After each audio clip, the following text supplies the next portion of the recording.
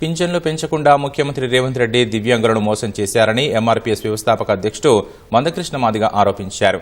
Khammam collectorate ఎదుట వికలాంగుల హక్కుల పోరాట సమితి ఆధ్వర్యంలో నిర్వహించిన దీక్షకు సంఘీభావం తెలిపారు. అధికారంలోకి వచ్చి సంవత్సరం గడిచినా చేయూత పింఛన్లు పెంచకుండా మోసం చేస్తున్నారన్నారు. గత పాలకులు ఎవరూ దివ్యాంగులను మోసం చేయాలని ఒక్క రేవంత్ రెడ్డి మాత్రమే చేశారన్నారు. ఈ నెల 26న హైదరాబాద్లో నిర్వహించే దివ్యాంగుల భారీ బహిరంగ సభకు తరలిరావాలని పిలుపునిచ్చారు. అక్టోబర్లో హామీ ఇచ్చిన దాని ప్రకారంగా డిసెంబర్లో అధికారంకి వచ్చిన కాంచి లెక్కలేసుకున్నా మళ్ళా డిసెంబర్ నాటికి సంవత్సరం పాటు జరిగింది.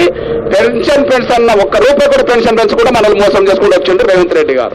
ఆంధ్రప్రదేశ్ లో జూన్ లో అధికారంకి వచ్చిన చంద్రబాబు నాయుడు గారు ఏప్రిల్ నెల నుంచే పెన్షన్ పెంచింది అమలు చేస్తున్నారు. మీరు ఎవరి దగ్గర శిష్యరికం చేశారో ఆ గురువు అనేటైనా ఆంధ్రప్రదేశ్ లో అమలు చేస్తుంటే శిష్యుడిగా నువ్వు మోసం చేయడం ఎట్లా న్యాయం అవుతుందో ఒకసారి ఆలోచించుకోవాల్సింది విజ్ఞప్తి చేస్తాను.